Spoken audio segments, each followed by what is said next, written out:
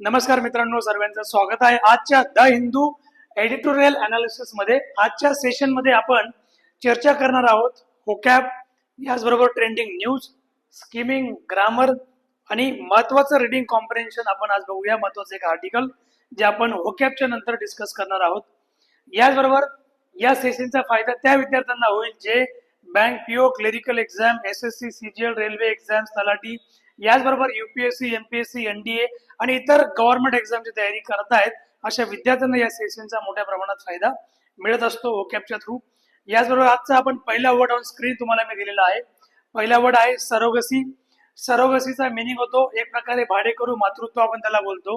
दुसऱ्यासाठी गर्भधारणा करणे किंवा पर्यायी मातृत्व प्रतिनिधी मातृत्व आपण त्याला बोलू शकतो. या शब्दाचा जो पार्ट्स ऑफ स्पीच आहे तो असणार मित्रांनो नाऊन आहे. ज्या शब्दाच्या एंडिंग सीवायने असतो त्याला आपण काय म्हणतो, नाऊन म्हणतो. सो सरोगसीला आपण इन शॉर्ट आपण म्हणू शकतो मदरहूड हा त्याला मिनिंग आहे. मदरहूड मातृत्व म्हणजे दुसऱ्याच्या बिहाफने त्याला एखाद्या बाळाला जन्म देणे. सरोगसी एक अशी कॉन्सेप्ट आहे ज्याचा मिनिंग होतो refers to the practice or arrangement in which a woman called a surrogate mother आपण त्याला बोलतो carries and gives birth to a baby for another person. दुसऱ्या व्यक्तीसाठी एक मुलाला बर्थ देणारी स्त्री म्हणजे आपण त्याला सरोगेट मदर म्हणतो. किंवा कपल, असं couple who will become the child parents after birth. ठीक आहे. सो या शब्दाचे सिनोनिम्स काय आहेत?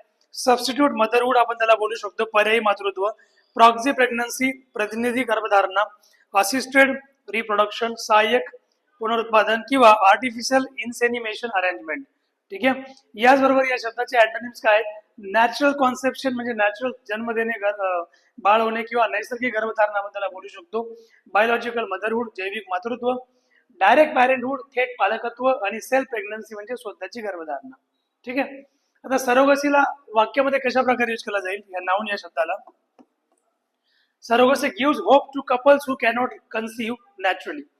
म्हणजे काय? नैसर्गिक गर्भधारणा न होऊ शकणाऱ्या दाम्पत्यांना भाडेकरू मातृत्व आशा देत असते. म्हणजे ज्यांनी एक रिस्पॉन्सिबिलिटी घेतलेली आहे की मी तुमच्या बिहाफने बाळाला जन्म देणार अशी एखादी स्त्री, त्याला आपण सरोगेट मदर किंवा सरोगसी प्रोसेस बोलू शकतो. एक्झम्पशन दुसरा वर्ड आहे, याचा पार्ट्स ऑफ स्पीच असणारे नाऊन या शब्दाचा, आणि याचा अर्थ होतो सवलत किंवा माफी, सूट किंवा अपवाद आणि करमाफी करणे एखाद्या गोष्टीमध्ये. So the act of freeing someone from an obligation, एखाद्या ऑब्लिगेशन मधून, एखाद्या जबाबदारीतून मुक्तता करणे, त्याची सुटका करणे, जबाबदारी असेल एखाद्या व्यक्तीवरती, जर ड्युटी किंवा रूल किंवा स्पेशल परमिशन आपण त्याला बोलू शकतो, किंवा रिलीज फ्रॉम रिक्वायरमेंट, पेमेंट किंवा रिस्पॉन्सिबिलिटी. आणि या शब्दाचे सिनोनिम काय आहे? एक्सक्ल्युजन म्हणजे काय? अपवाद. याचबरोबर एक्सेप्शन म्हणजे काय? अगेन अपवाद याचं मिनिंग आहे. म्हणजे एक्सक्ल्युजन म्हणजे वगळणे पण आपण याला बोलू शकतो किंवा अपवाद बोलू शकता तुम्ही. इम्युनिटी म्हणजे संरक्षण किंवा माफी. प्रिव्हिलेज म्हणजे विशेष हक्क असणे एखाद्या गोष्टीवरती, किंवा त्याला आपण बोलू शकतो एक प्रकारे प्रिव्हिलेज म्हणजे विशेष हक्क. स्पेशल राईट्स हा एक त्याला आपण कॉन्सेप्ट किंवा टर्म देऊ शकतो. स्पेशल राईट्स विशेष अधिकार. नंतर अँटोनिम या शब्दाचे कुठले बघा? ऑब्लिगेशन. ऑब्लिगेशन म्हणजे काय? कर्तव्य किंवा जबाबदारी. आणि लायबिलिटी म्हणजे दायित्व किंवा कर्ज असणे, एखादी गोष्टचा जबाबदारी असणे. ड्युटी आणि रिस्पॉन्सिबिलिटी आपण याला बोलू शकतो, किंवा तुम्ही याला एक म्हणू शकतात एक प्रकारे ठीक आहे, एक प्रकारे आपण त्याला रिस्पॉन्सिबिलिटी म्हणा किंवा ड्युटी म्हणा, किंवा एखादी गोष्टीची ठीक आहे. एक प्रकारे अजून एक वर्ड आहे जो ओने स्टार्ट होतो, त्याला पण आपण याच्यामध्ये ऍड करू शकतो. अँटोनिम या अकॉर्डिंग जर आपण बघितलं तर एक्झाम्पल मध्ये कशा प्रकारे यूज होईल? The exemption is available for donations made to registered charities. नोंदणीकृत धर्मदाय संस्थांना दिलेल्या देणग्यांवर कर माफी उपलब्ध आहे. याबरोबर डायल्युटेड हा एक वर्ड आलेला आहे पुढचा. डायल्युटेडचा पार्ट्स ऑफ स्पीच आहे. एक तर ऍडजेक्टिव्ह म्हणून काम करू शकतो हा, किंवा वर्ब म्हणून देखील काम करतो, कारण त्या शब्दाच्या लास्टला ईडी लागलेला आहे. आणि याचा जो मिनिंग होतो या कॉन्टेक्स्ट याला इथं ऍडजेक्टिव्हच घेतलेला आहे, ऍज अन वर्ब तो आलेला नाहीये. दोन कॉन्टेक्स्ट डायल्युटेड वर्डचे होतात, एक ऍडजेक्टिव्ह दुसरा वर्ब, पण इथं तो ऍज अन ऍडजेक्टिव्ह आलेला आहे. पातळ केलेला किंवा एखादी गोष्ट कमी ताकदीची असणे म्हणजे लेस पॉवर्ड आपण त्याला बोलू शकतो. किंवा विरळ केलेला, प्रभाव कमी असलेला. म्हणजे मेड विकर किंवा thinner by adding another substance usually liquid. म्हणजे लिक्विड वगैरे असे सबस्टन्स ऍड करून एखाद्या गोष्टीला पातळ करणे. किंवा टू रेड्यूस द स्ट्रेंथ, ताकद कमी करणे, प्युरिटी एखाद्या गोष्टीची कमी करणे, किंवा इफेक्टिव्हनेस त्या गोष्टीचा कमी करणे. आणि याचा सिनोनिम काय मित्र? याचा सिनोनिम आहे विकंड, थिन, अडल्टरेटेड आणि वॉटर्ड डाऊन. याच प्रकारे या शब्दाचा अँटोनिम काय? कॉन्सन्ट्रेटेड, स्ट्रेंथन, प्युअर आणि अनडायल्युटेड. सो हे असे वर्ड आहेत जे आतापर्यंत एक्झामला काही एक्झाममध्ये विचारले गेलेले आहेत आणि काही एक्झामला विचारला जाण्याची शक्यता दाट आहे अशा शब्दांची. सो त्यामुळे बघा, जर इंग्लिशमध्ये कुठे मुलांना प्रॉब्लेम येत असेल तर तो एक मेजर पार्ट असतो म्हणजे व्होकॅबचा, अँटोनिम आणि सिनोनिमचा. या प्रकारे याचा एक्झाम्पलमध्ये वापर होईल. The teacher warned students not to drink diluted chemicals. शिक्षकांनी विद्यार्थ्यांना पातळ केलेले रसायन पिण्यापासून सावध केले. याबरोबर पुढचा जो वर्ड आहे हा ओव्हर्ड असा वर्ड आहे. याचा पण फॉर्म काय? ऍडजेक्टिव्ह म्हणून याला यूज केला जातो. याचा पार्ट्स ऑफ स्पीच काय? ऍडजेक्टिव्ह आहे. याचा मिनिंग होतो सार्वजनिकपणे कबूल केलेला किंवा जाहीर केलेला, उघडपणे मान्य केलेला किंवा घोषित केलेला. Something that is openly declared, publicly acknowledge और ऍडमिटेड विदाउट शेम किंवा सिक्रेसी, किंवा समवन हू कॉन्फेसेस और ऍक्सेप्ट समथिंग ओपनली. एखादी गोष्ट ओपनली ऍक्सेप्ट करणे किंवा त्याला कॉन्फेस करणे. याचा सिनोनिम काय बघा? डिक्लेअर्ड, घोषित केलेला, एक्नॉलेज, मान्य केलेला, आणि ऍडमिटेड म्हणजे कबूल केलेला, ओपनली म्हणजे काय? ओपनली प्रोफेस म्हणजे उघडपणे सांगितलेला. असे याचे 4 सिनोनिम्स आहेत. याचे अँटोनिम्स काय असतील? डिनाइड, हिडन, सिक्रेट आणि अनएक्नॉलेज्ड. एक्झाम्पल मध्ये या वर्डचा वापर होईल. She is an avowed feminist who works for women's rights. ती महिलांच्या हक्कासाठी काम करणारी एक जाहीर स्त्रीवादी महिला आहे. म्हणजे ओवर्ड विमेनचा किंवा फेमिनिस्टचा मिनिंग काय होतो? एक ओवर्ड फेमिनिझमचा असा मिनिंग आहे. ओवर्ड फेमिनिझम म्हणजे काय?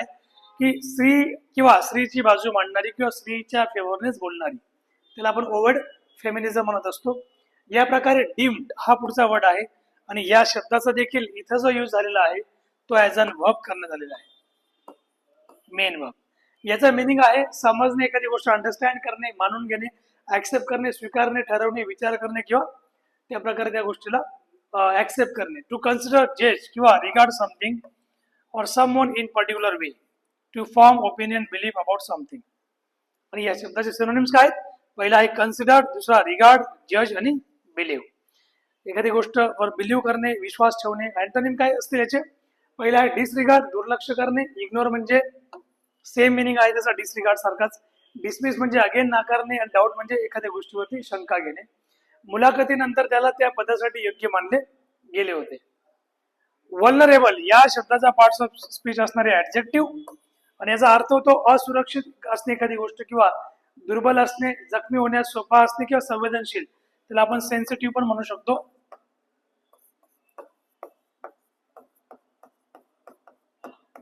किंवा अनसेफ देखील तुम्ही त्याला बोलू शकतात. Something which is not secure, नाजूक, त्याला आपण ते पण बोलू शकतो. याचबरोबर someone or something that is easily harmed. एखादी अशी गोष्ट त्याला इझिली आपण विजा पोचू शकतो, म्हणजे त्याला त्याच्यावरती इझिली अटॅक करू शकतो, इझिली त्याच्यावरती प्रभाव टाकू शकतो, किंवा अफेक्टेड आयदर फिजिकली त्याच्यावरती इफेक्ट होऊ शकतो, किंवा इमोशनली, सोशली. त्याच्यामुळे आपण त्याला अजून दुसऱ्या भाषेत बोलू शकतो की हा जो वर्ड आहे वल्नरेबल, तो कशाला रेफर करतो? वीक किंवा अनप्रोटेक्टेड स्टेट. ठीक आहे. म्हणजे सिनोनिम काय असतील याचा? वीक, डिफेन्सलेस, एक्सपोज्ड आणि सेन्सिटिव्ह. याचे अँटोनिम्स काय बघा? स्ट्रॉंग, मजबूत, सिक्युअर, प्रोटेक्टेड आणि सेफ. आणि याचे एक्झाम्पल मध्ये कसा प्रकारे वापर होईल बघा? एल्डरली पीपल, जे मोठे लोक असतात, त्यांना they are more vulnerable to cold weather. म्हणजे वृद्ध लोक जे असतात थंड हवामानामध्ये अधिक असुरक्षित स्वतःला म्हणजे फील करतात. प्रॅग्मॅटिक पुढचा जो वर्ड आहे ऑन स्क्रीन, प्रॅग्मॅटिकचा मिनिंग होतो एखादी गोष्ट व्यावहारिक. म्हणजे काय? याला आपण डिलिंग म्हणू शकतो. आपण याला डिलिंग म्हणण्यापेक्षा अजून एक वर्ड आहे प्रॅक्टिकल, हे पण आपण बोलू शकतो. व्यावहारिक असणे, वास्तववादी, कृतीप्रधान किंवा प्रॅक्टिकली विचार करणारा. पर्सन हू अप्रोच, मतलब पर्सन किंवा एखादा असा अप्रोच जो आपण त्याला प्रॅक्टिकल किंवा रिअलिस्टिक बोलू शकतो. फोकस्ड ऑन रिझल्ट, जो रिझल्ट वरती फोकस करतो, rather than on theories or ideas. याचा सिनोनिम काय आहे बघा? प्रॅक्टिकल व्यावहारिक बोला तुम्ही त्याला, रिअलिस्टिक वास्तववादी, सेन्सिबल समजूतदार आणि लॉजिकल तर्कशुद्ध. अँटोनिम याचा काय असणार आहे बघा, आयडियालिस्टिक, इम्प्रॅक्टिकल, अनरिअलिस्टिक आणि थेरॉटिकल. या शब्दाचा जो पार्ट्स ऑफ स्पीच आहे तो ऍडजेक्टिव्ह असणार आहे. या प्रकारे याला वाक्यात यूज केला जाईल. He is known for his pragmatic solutions to complex problems. गुंतागुंतीच्या समस्यांसाठी, व्यावहारिक उपायांसाठी ओळखला जातो अशी व्यक्ती. स्टार्क, स्टार्क हा जो वर्ड आहे याचा मिनिंग होईल एक प्रकारे नाउन. पार्ट्स ऑफ स्पीच काय नाउन असणार आहे. एखादी गोष्ट क्लिअर असणे, स्पष्ट असणे, ठळक असणे, उघड असणे किंवा कडक, पूर्णपणे निर्मम असणारी गोष्ट. सिव्हिअर किंवा complete in degree, unpleasantly plain, harsh किंवा extreme, bare, simple in appearance किंवा विदाउट डेकोरेशन. याचे मिनिंग काय होतील बघा, सिव्हिअर म्हणजे कठोर, हार्श कडक असणे, ऍब्सोल्यूट आणि क्लिअर. याचे अँटोनिम्स काय आहेत बघा, माइल्ड, सॉफ्ट, जंटल, डेकोरेटेड किंवा त्याला आपण म्हणू शकतो एक प्रकारे सेन्सिटिव्ह पण तुम्ही याला बोलू शकता. म्हणजेच काय, ती पण स्मूथ असणे किंवा स्मूथ तुम्ही त्याला बोलू शकता अँटोनिम्स मध्ये. ठीक आहे. या प्रकारे एक्झाम्पल मध्ये याचा वापर कसा होईल, the room was stark. Room कशी होती, स्टार्क होती अँड एम्प्टी होती, विदाउट एनी फर्निचर. खोली साधी आणि रिकामी होती, कुठलाही फर्निचर त्याच्यामध्ये नव्हता. त्याचबरोबर स्पर हा जो वर्ड आहे याचा मिनिंग, याचा पार्ट्स ऑफ स्पीच तुमचा असणार आहे वर्ब. याचा मिनिंग होतो एखाद्या गोष्टीला प्रेरणा देणे म्हणजे मोटिवेट करणे, आपण त्याला बोलू शकतो. प्रमोट करणे पण तुम्ही त्याला बोलू शकतात. एनकरेज तुम्ही त्याला बोलू शकतात. ठीक आहे, एक्सेट्रा. उत्तेजन देणे आणि प्रेरक घटक आपण त्याला बोलू शकतो. याचा मिनिंग ऍज अ वर्ब घेतला तर वेगळा आहे, ऍज अ नाउन तुम्ही बघितला तर मिनिंग थोडासा डिफरंट होईल त्याचा. ऍज अ वर्ब त्याचा मिनिंग काय, to encourage, motivate, stimulate someone to take action or make progress. एखाद्या गोष्टीला एनकरेज करणे, मोटिवेट करणे किंवा स्टिम्युलेट करणे, एखादी ऍक्शन घेण्यासाठी किंवा एखाद्या गोष्टीमध्ये प्रोग्रेस करण्यासाठी. Something that inspires or drives a person to act also, or a metal tool used by riders to urge a horse forward. याचे सिनोनिम्स आहेत एनकरेज, मोटिवेट, स्टिम्युलेट आणि इन्स्पायर. या प्रकारे या शब्दाचे अँटोनिम असतील डिस्करेज, हिंडर, डिटर आणि delay. Example मध्ये याचा वापर कशा प्रकारे होतो, the teacher's praise spurred the student to study harder. शिक्षकांच्या कौतुकाने विद्यार्थ्याला अधिक अभ्यास करण्याची प्रेरणा मिळाली. आणि पुढचा वर्ड आहे एंटेल्स. एंटेल्स या शब्दाचा जो पार्ट्स ऑफ स्पीच आहे तो वर्ब असणार आहे. याचा मिनिंग असतो इन्क्लूड करणे, एखादी गोष्ट म्हणजे समावेश करणे, आवश्यक असणे म्हणजे नेसेसरी असणे किंवा परिणाम स्वरूप येणे म्हणजे इफेक्टिव्ह असणे किंवा घडवून आणणे एखादी गोष्ट म्हणजे हॅपन आपण याला बोलू शकतो, हॅपनिंग किंवा कंडिशन आपण याला बोलू शकतो दुसऱ्या शब्दात. कंडिशन म्हणजे काय, अट असणे. To involve, include, require something as a necessary, inevitable part, consequence of an action or situation. Synonym काय याचा, इन्व्हॉल्व समाविष्ट असणे, इन्क्लूड म्हणजे अंतर्भूत करणे, रिक्वायर आवश्यक, नेसेसिटेट म्हणजे गरज असणे. अँटोनिम आहे exclude, eliminate, avoid and prevent. Example मध्ये याचा वापर कसा होईल, the new law entails significant changes in the education system. नवीन कायद्यात शिक्षण व्यवस्थेमध्ये मोठे बदल अपेक्षित आहेत. पुढचा वर्ड आहे अँकर्ड. याचा पार्ट्स ऑफ स्पीच असणार आहे ऍडजेक्टिव्ह या फिर वर्ब. याचा मिनिंग होतो स्थिर केलेला, आधारभूत, दृढ बांधलेला, आधारावर ठेवलेला. म्हणजे काय, physically secured firmly in place, usually referring to a ship or object. याचा सिनोनिम काय बघा, secured, fixed, rooted, fasten, safe आपण त्याला बोलू शकतो अजून दुसऱ्या शब्दात. याचे अँटोनिम्स काय आहेत, अनस्टेबल अस्थिर असेल, लूज, अनसेक्युअर्ड आणि अड्रिफ्ट असेल. एक्झाम्पल मध्ये याचा वापर कसा होईल, the boat was anchored near the shore. बोटी किनाऱ्याजवळ स्थिर केलेली होती. या प्रकारे याचा जो पुढचा वर्ड आहे स्टॉल. स्टॉलचा जो मिनिंग आहे याचा ऍक्च्युली पार्ट्स ऑफ स्पीच जर बघितला आपण जो वर्ब आहे, स्टॉलचे दोन अर्थ होतात. एक म्हणजे एखाद्या गोष्टीमध्ये ऑब्स्टॅकल क्रिएट करणे, ऑब्स्टॅकल. दुसरा मिनिंग आहे याचा शॉप, त्याला आपण स्टॉल म्हणतात. ठीक आहे. तर याचा मिनिंग होतो थांबवणे, विलंब करणे, अडथळा आणणे et cetera. To stop, delay progress or to hesitate, obstruct. याचं सिनोनिम काय असणार बघा, डिले, हेजिटेट, ऑब्स्ट्रक्ट, स्टॉप. आणि जो ऍज अन अँटोनिम त्याला आपण जर बघितलं, ऍडव्हान्स पुढे नेणारा, प्रमोट करणारा, कंटिन्यू करणारा, ऍक्सेलरेट करणारा एखाद्या गोष्टीमध्ये. याचा सेंटेन्स मध्ये यूज कशा प्रकारे होईल बघा, the negotiation stall due to lack of agreement. म्हणजे करार नसल्यामुळे चर्चांमध्ये अडथळा निर्माण झाला. तर अशा प्रकारे आपण या शब्दांना एकदा डिस्कस केलेला आहे. आता आपण जाऊया लास्ट मध्ये आर्टिकल्स कडे आपण टर्न करूया. आजचं जे आर्टिकल आहे it is regarding surrogacy for a second child. The second issue on surrogacy for a second child. म्हणजे बघा, जर दोन म्हणजे पॅरेंट्स असतील, म्हणजे हजबंड अँड वाईफ असेल, तर हजबंड वाईफला जर समजा फर्स्ट चाइल्ड हे जर नॅचरली झालेलं असेल, तर सेकंड चाइल्ड साठी ते सरोगसी करू शकतात का, हा प्रश्न आहे. म्हणजे आर्टिकल मध्ये हा मेन पॉइंट आहे. ठीक आहे, जर त्यांना पहिलं चाइल्ड जर नॅचरली झालेलं असेल हजबंड वाईफला, तर सेकंड चाइल्ड साठी त्यांना सरोगसी करायची आहे, म्हणजे त्यांना सरोगेट मदर त्यांना हवी आहे. तर हा नियमामध्ये बसतो का? बिकॉज सरोगसी जी आहे इंडियामध्ये ऍक्च्युली इट इज बॅन.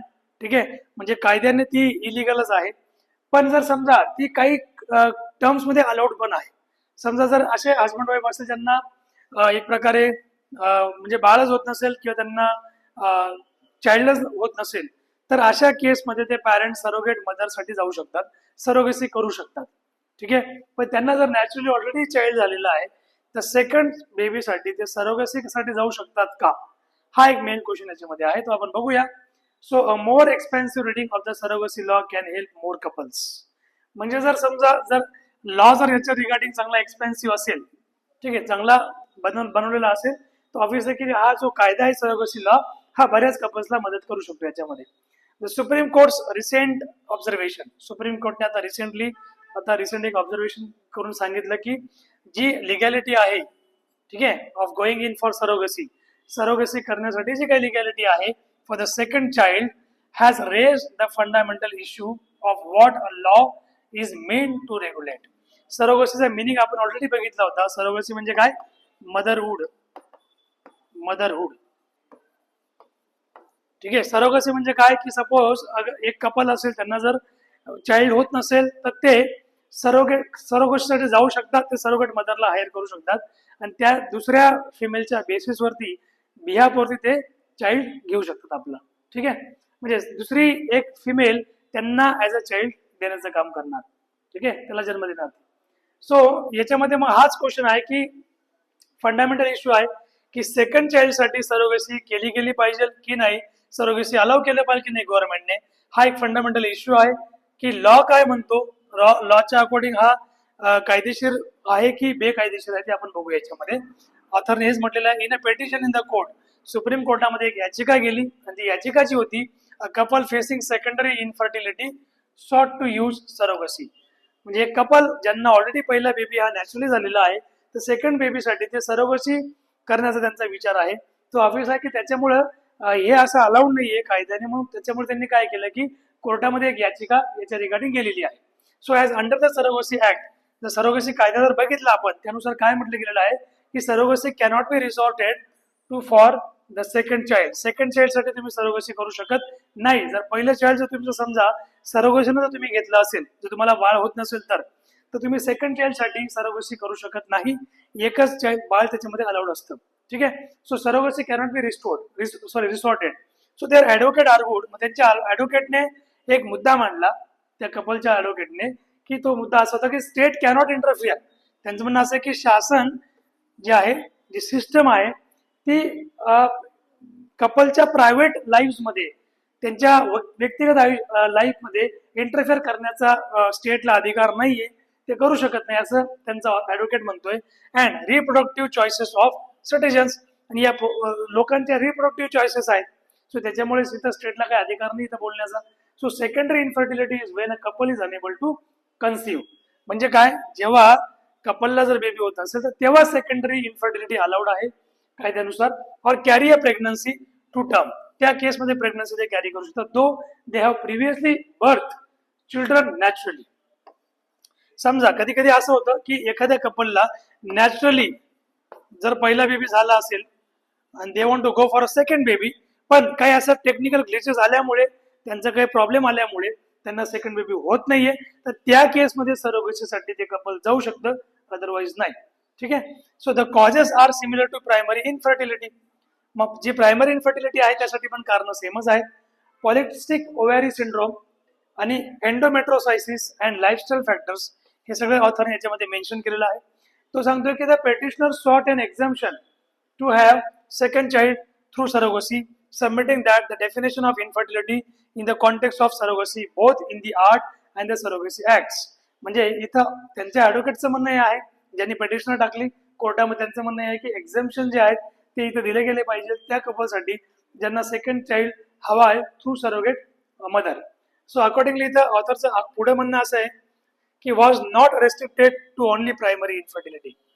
ठीक आहे. So under section 4 of India surrogacy act, इंडियाच्या सरोगेसी ऍक्टचा जो सेक्शन 4(3)(c) सेकंड आहे, यानुसार असं म्हटलं गेलेलं आहे की 2021चा कायदा आहे, सरोगेसी जो ऍक्ट आहे तो,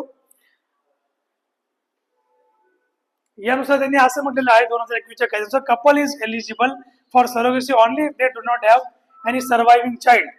त्यांना जर बायोलॉजिकली अडॉप्टेड किंवा थ्रू सरोगेसी, म्हणजे एखाद्या कपलला जर त्यांचं स्वतःचं बाळ नसेल तेव्हाच ते सरोगेसीसाठी जाऊ शकतात, अदरवाईज त्यांना ते अलाउड नाहीये असं कायदा म्हणतोय 2021चा. सो एक्सेप्शन त्यांच्यासाठी असतील are made only if the existing child is mentally or physically challenge or has life threatening disorder.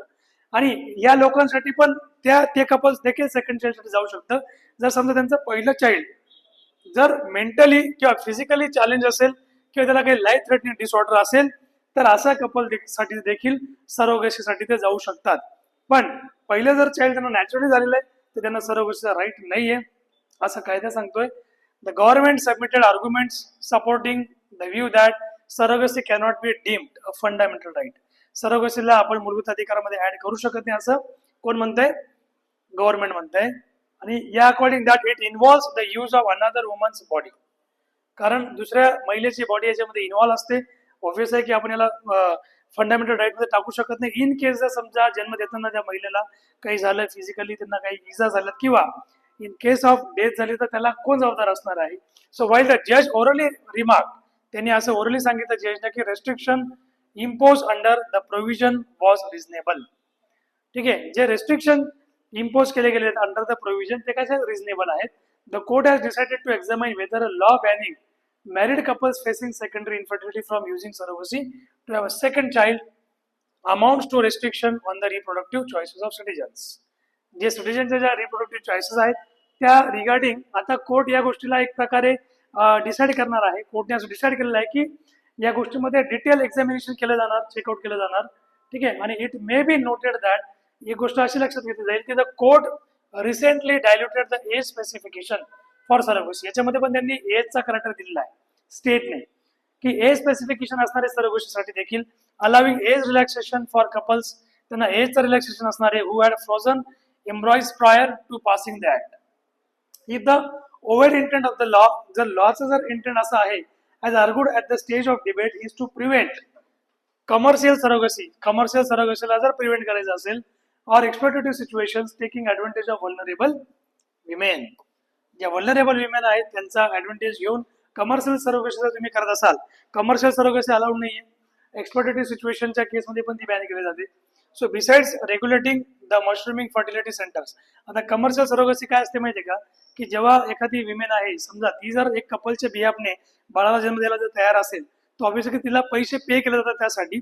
Okay. आणि त्या बिहाफवरती ती त्यांना एक बाळाला देऊ शकते. त्याला आपण म्हणतो कमर्शियल सरोगेसी, ज्या कमर्शियली त्या गोष्टींवरती काम करतात, म्हणजे सरोगेसीवरती, सरोगेसी मदरचं काम करतात त्या, सरगट मदर म्हणजे मदरहुडचं, in conjunction with the ART act. ठीक आहे. So then to impose restrictions differentiating between primary and secondary fertility seems like splitting hairs. So currently there is no law restricting the number of children a person can have in India. म्हणजे असा कोणताच कायदा नाहीये भारतामध्ये की जो एखाद्या व्यक्तीला रेस्ट्रिक्ट करत असेल की त्यांना किती मुलं असले पाहिजे, किती नसले पाहिजे, असं रेस्ट्रिक्ट करणारा एक पण कायदा भारतामध्ये नाहीये. So though many states have incentivised a 2-child norm in terms of government benefits. आणि बऱ्याच राज्यांमध्ये जर एखाद्या कपलला 2 चाइल्ड असेल तर तरच त्यांना गव्हर्नमेंटचे बेनिफिट्स अलाउड असतील. 2 पेक्षा जास्त त्यांना मुलं असतील तर त्यांना गव्हर्नमेंटचे बेनिफिट अलाउड नसणार आहे. जॉब्स मध्ये म्हणा किंवा पॉलिटिकल ऑफिसेस मध्ये म्हणा, 2 चाइल्ड ज्यांना असेल त्यांनाच गव्हर्नमेंटचे बेनिफिट जॉब्स आणि पॉलिटिकल ऑफिसेस मध्ये एंट्री असणार आहे. सो मोर एक्सपेन्सिव्ह इंटरप्रिटेशन, तर याच्यामध्ये सगळ्यात महत्वाचं इंटरप्रिटेशन या कायद्याचं अजून एक असं आहे की facilitating for all those in need, ज्यांना गरज आहे त्यांना सरोगेसीसाठी ते अलाउ करतील. Access to the benefits of technology, ठीक आहे. Is likely to satisfy two requirements. पहिली म्हणजे काय, assisting intending parents and preventing commercial surrogacy. म्हणजे जे पैसे घेऊन सरोगसी केले जाते त्याला एक प्रकारे प्रिव्हेंट करणं आणि ज्यांना गरज आहे त्या पॅरेंट्सला एक प्रकारे त्या सरोगसीसाठी हेल्प करणं, हेच कायद्याचं इंटेंट असणार याच्यामध्ये. सो या प्रकारे आपण आजचं जे आर्टिकल आणि व्होकॅब आहे ती प्रॉपरली आपण डिटेलमध्ये डिस्कस केलेलं आहे मित्र. यासाठी तुम्ही चॅनलला लाईक, शेअर आणि सबस्क्राईब करायला मात्र विसरू नका. आजचं आपण सेशन थांबूया. जय हिंद, जय महाराष्ट्र.